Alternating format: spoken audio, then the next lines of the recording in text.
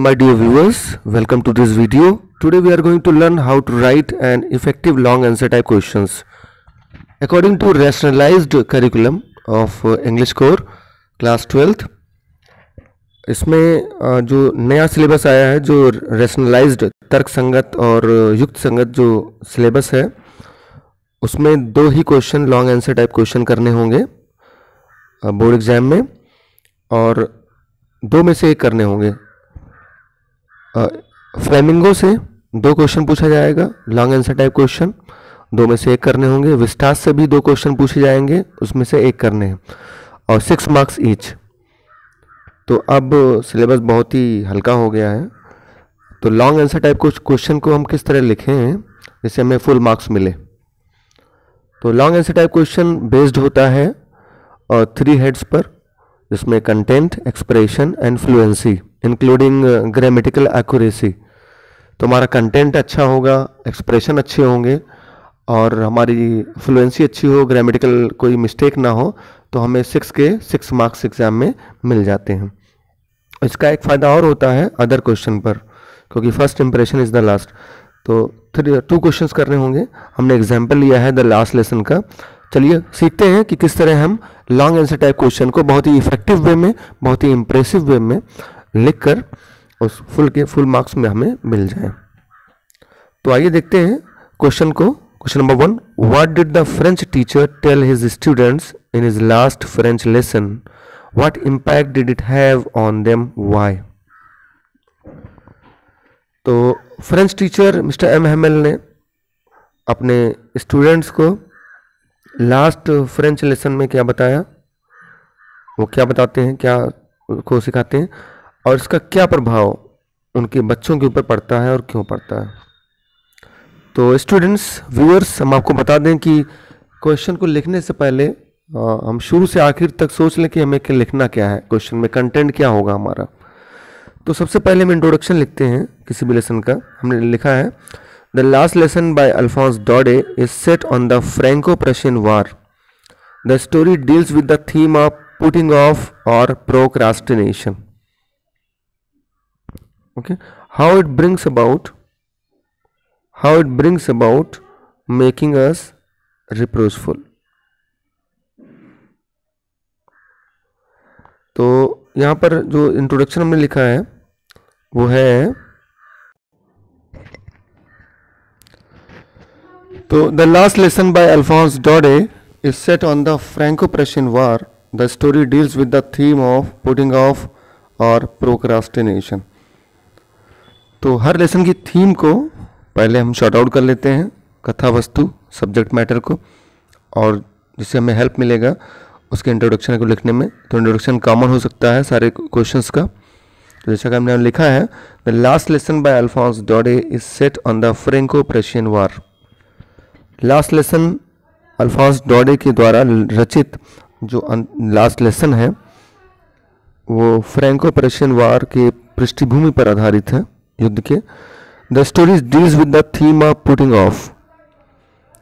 ये जो कहानी है, इसकी जो कथा वस्तु है वो टालने की कथा वस्तु पर आधारित है. टालना, पुटिंग ऑफ, कोई चीज़ टालना. पुट ऑफ मतलब होता है टालना. अक्सर लोग गलत करते हैं. पुट ऑन मतलब पहनना होता है, पुट ऑफ मीन्स लिख देते हैं उतारना. टेक ऑफ मीन्स होता है उतारना.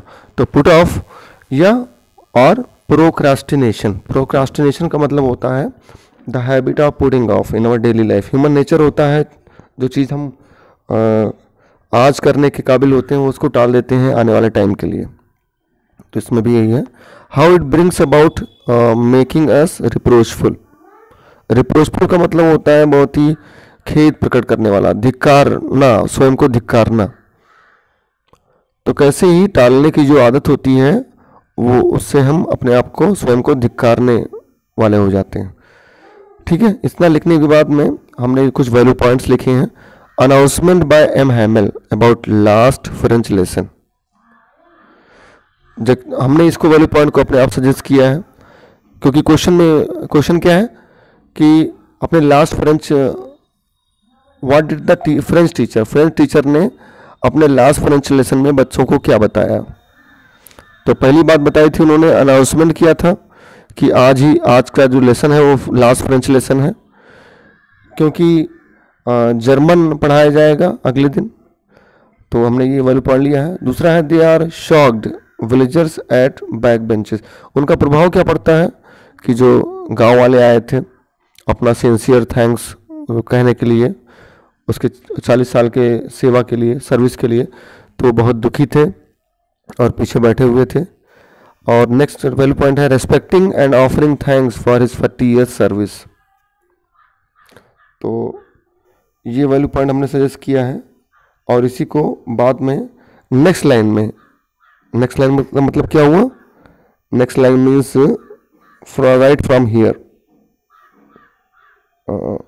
Right from here we are going to right.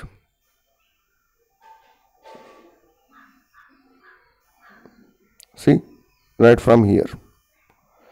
Without leaving the paragraph, we have to write all. We have to explain all these value points. जिससे लिखा हुआ announcement by M Hamel about last French lesson. तो इसमें लिखेंगे कि in his last French lesson M Hamel he was in his presentable dress, green coat, frilled shirt and silk cap which he used to put on the prize distribution day and the day of inspection. He was putting on that day. He was looking very presentable and he made the announcement. क्या announcement दिया उन्होंने कि the news has come, the order has come from Berlin and only German is to be taught in the schools of Alsace and Lorraine, and this is the last French lesson. It was the last French lesson.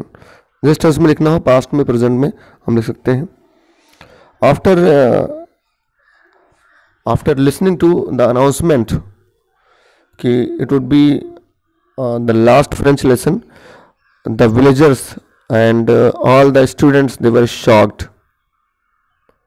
And specially Franz is the boy who is to be very careless. On that day he was very sensible, तो वो बहुत ही shocked होता है। और गांव वाले जो होते हैं, जो बैक बेंचर्स जो खाली होता है, they were sitting at the back benchers with primer book, old Hauser, former postmaster, old former mayor and other villagers, they were sitting at the back bench.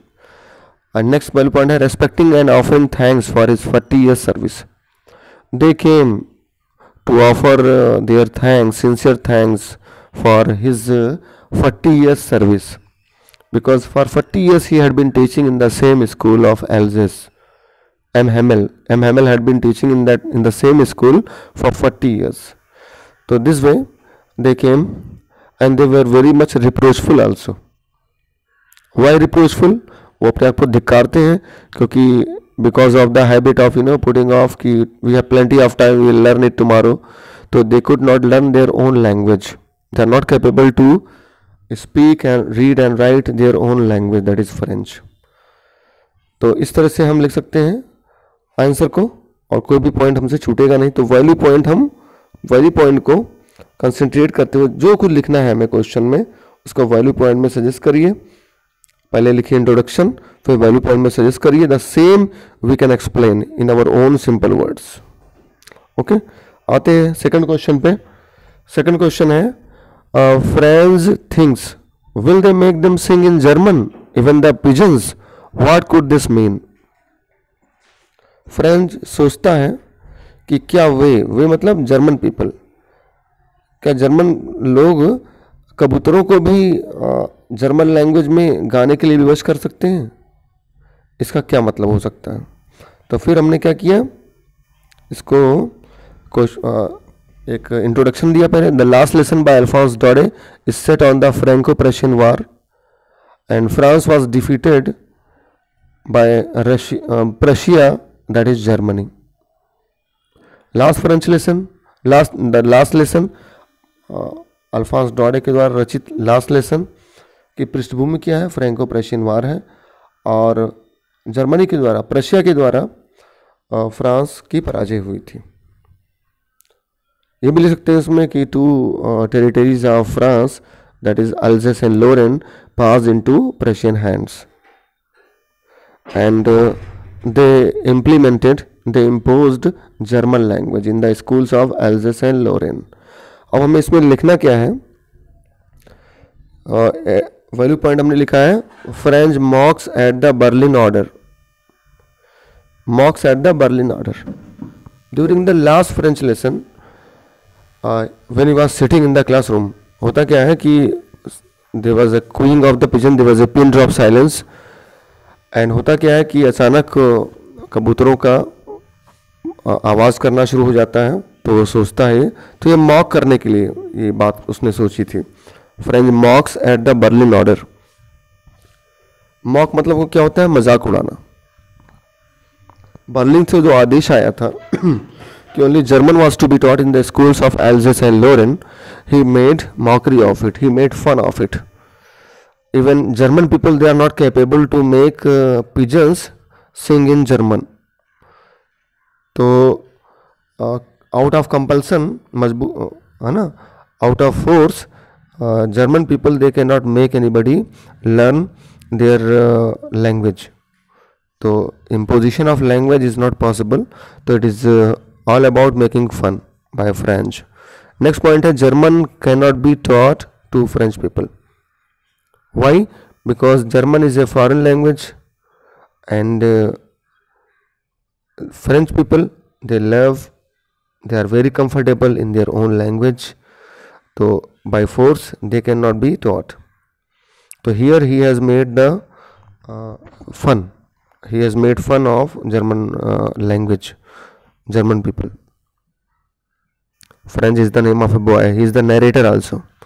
तो दिस वे बाद में हम paragraph में बिना लाइन छोड़े next value point के तुरंत बाद ही हम इसको लिखना शुरू कर सकते हैं. यहाँ से लिखना शुरू कर सकते हैं, यहाँ से बिना पैराग्राफ, क्योंकि value point is the it is the part of the content. तो कंटेंट पहले ही सोच लीजिए, फिर कंटेंट को वैल्यू पॉइंट में इसको लिख दीजिए. इंट्रोडक्शन तो सेम ही होगा सभी पूरे लेसन का. थीम को याद रखिए सारे रिस्पेक्टिव में, और फिर उसके बाद में वैल्यू पॉइंट को आप एक्सप्लेन कर सकते हैं. Okay, hope you must have understood. Next question हमने लिया है, देखिए number 3. Where people are enslaved as long as they had hold fast to their language, it is as if they had the key to their prison. Discuss. When a people are enslaved is statement को आप समझ रहे होंगे. When a people are enslaved, a people का मतलब होता है एक कौम को, एक नस्ल को, एक कोई समुदाय को. जब एक समुदाय को दास बनाया जाता है, गुलाम बनाया जाता है, ठीक है, as long as they hold fast to their language, जब तक कि वे अपने लैंग्वेज को मजबूती से पकड़े होते हैं, यूज़ करते रहें. तो मानो कि ये एक तरह से उनके हाथ में उनके जेल की एक चाबी होती है. तो लैंग्वेज को कभी ना छोड़ना, अपने लैंग्वेज से प्यार करना, उसको यूज़ करते रहना. तो यही तरीका है कि हम एक ना एक दिन उस स्लेवरी से उस आज़ादी पा सकते हैं. ठीक है, तो हमने उसके बाद में क्या लिखना है, ये क्वेश्चन समझ में आ गया और डिस्कस करना है. तो इंट्रोडक्शन तो सेम रहेगा. The last lesson is set on the Franco Prussian war, and in which France was defeated by Prussia, and 2 territories of France, that is Alsace and Lorraine, passed into the Prussian hands. And German people, Prussians, they passed the order and they imposed their own language in the 2 territories. Only German was to be taught in the school of Alsace and Lorraine. तो इस तरह से introduction लिख सकते हैं. फिर value point में क्या लिखा हमने, M Hamel's appreciation to French language. पहले तो वो अप्रिशिएट करते हैं फ्रेंच लैंग्वेज को, ठीक है, क्या कहते हैं. और फिर है दूसरा, his piece of suggestion to the people of Alsace. उनकी सलाह थी, एल्जेस के लोगों को के लिए कुछ सलाह दी थी उन्होंने, वो. तो यहाँ से फिर लिखना शुरू कर सकते हैं, इसको समझाना शुरू कर सकते हैं यहाँ से. तो पहला वैल्यू पॉइंट क्या है, उसको कैसे समझाएंगे. M Hamel's appreciation to French language.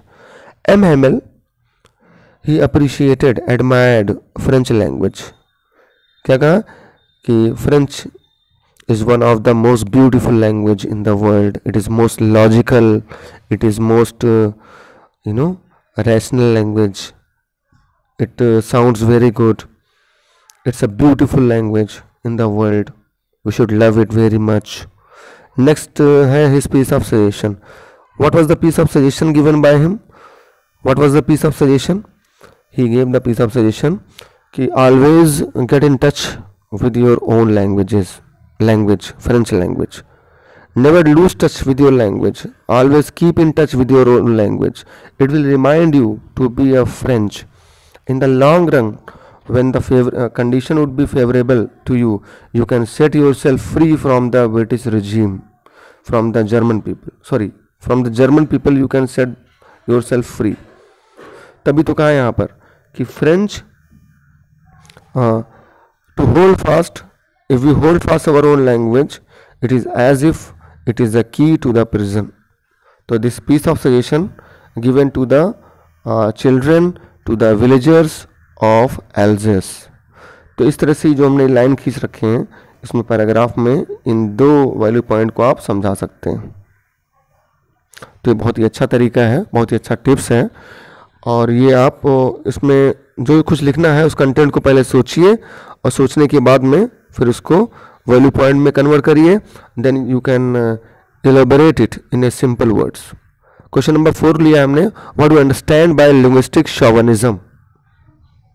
Linguistic chauvinism से क्या तात्पर्य है? लिंग्विस्टिक शॉविनिज्म का मतलब होता है भाषाई एक अहमवाद। शॉविनिज्म मतलब होता है कि एक श्रेष्ठता की भावना, ठीक है, superiority complex. Do think Germans were linguistic chauvinist? आपका क्या ख्याल है, आपका क्या विचार है कि जर्मन लोग क्या लिंग्विस्टिक शॉविनिस्ट थे? तो हमने लिखा है, देखिए, the last lesson by Alphonse Daudet deals with linguistic chauvinism and procrastination. तो ये टैगलाइन इंट्रोडक्शन हो गया। प्रोक्रास्टिनेशन मतलब टालना होता है। लिंग्विस्टिक शॉविनिज्म मतलब होता है भाषाई श्रेष्ठता, श्रेष्ठवाद, कि अपने लैंग्वेज को श्रेष्ठ समझना, सुपीरियर समझना और दूसरे के लैंग्वेज को, किसी भी चीज़ को बहुत ही इन्फीरियर समझना, लो क्वालिटी का समझना।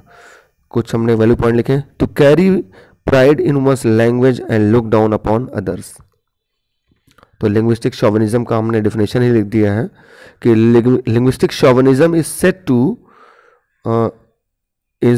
to be to carry pride in one's language and to look down upon others. दूसरे के लैंग्वेज को बहुत ही गिरी नज़र से देखना और स्वयं के लैंग्वेज को बहुत ही ऊंचा देखना, इसको कहते हैं लिंग्विस्टिक शॉविनिज्म। शॉविनिज्म का मतलब होता है सेंस ऑफ सुपीरियरिटी। लिंग्विस्टिक जुड़ा हुआ है तो इसे भाषाई श्रेष्ठता हुआ।